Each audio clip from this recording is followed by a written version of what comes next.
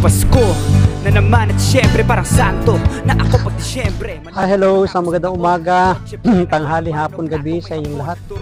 Anong oras man ninyo napapanood ang video ito, tayo po muli ay tutunghay ng ating pagbasa para naman sa araw ng Lunes, September 30, 2024. Hahangin natin ang mabuting balita sa Ebanghelyo ni San Lucas, Kabanata 9, mga talatang 46 hanggang 50. Noong panahong iyon, nagtalo-talo ang mga alagad kung sino sa kanila ang pinakadakila. Patid ni Jesus ang kanilang iniisip, kaya tinawag niya ang isang maliit na bata at pinatayo sa tabi niya. At sinabi niya sa kanila, ang sinumang tumatanggap sa batang ito, alang-alang sa akin ay tumatanggap sa akin. At sinumang tumatanggap sa akin ay tumatanggap sa nagsugo sa akin. Ang pinakaaba sa inyong lahat ay siyang pinakadakila. Sinabi ni Juan, Guro, nakita po namin ng isang taong nagpapalayas ng mga demonyo sa pamamagitan ng pangalan ninyo.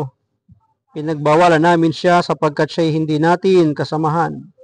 Ngunit sinabi ni Jesus, huwag ninyo siyang pagbawalan sapagkat ang hindi laban sa atin ay kapanig natin.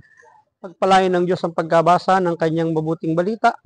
Ang reflection or pagsasadiwa ay hahawin natin sa Aklat ng Simbahay 2024. Sapagkat ang hindi laban sa atin ay kapanig natin. Pinapaalalahanan tayo sa Ebanghelyo ng mahalagang katotohanan sa pananampalataya.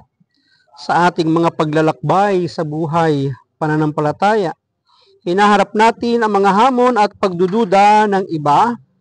Ngunit ang pagtitiwala sa Diyos ay nagbibigay sa atin ng kapanatagan.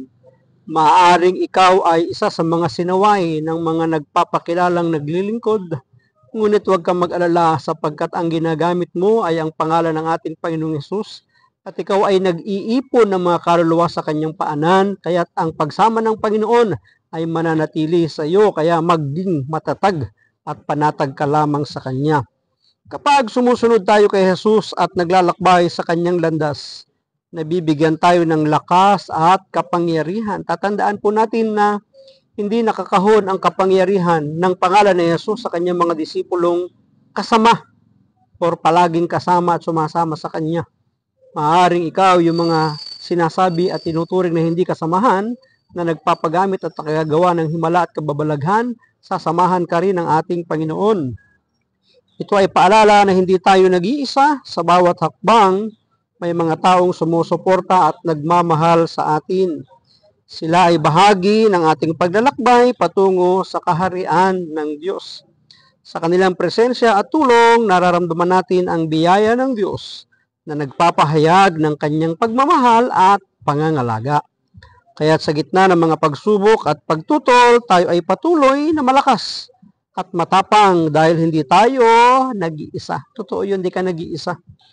Sa pagtanggap, ang Diyos at ang kanyang mga tagapagtaguyod ay laging nariyan para sa atin. May gagamitin ng Panginoon para tapikin ang balikat mo at sasabihin, ipagpatuloy mo lang yan.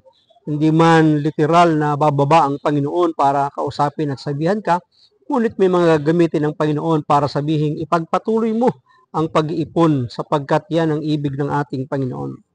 Sa pagtanggap natin sa kanilang tulong at pagmamahal, nagkakaroon tayo ng lakas at pag-asa sa ating pananampalataya. Kaya nga hindi lamang sa pamamagitan ng katikasan at katatagan, nakikita ito at nadarama sa pagiging maunawain at pagpapakumbaba. Kaya nga tayong mga nagpapakilalang ginagamit ng ating Panginoon. Dapat mahaba, malawak yung ating pagkaunawa, pagiging maunawain at pagpapakumbaba. Ito ang pinatunayan ni Jesus. Bakit hindi natin siya kayang matularan? Hindi ba natin siya kayang tularan? Maraming salamat at pagpalain tayo ng ating Panginoon, ng aking lamang palaging sambit. I love you with the love of the Lord. Bye-bye and bye-bye. Thank you, God, for everything.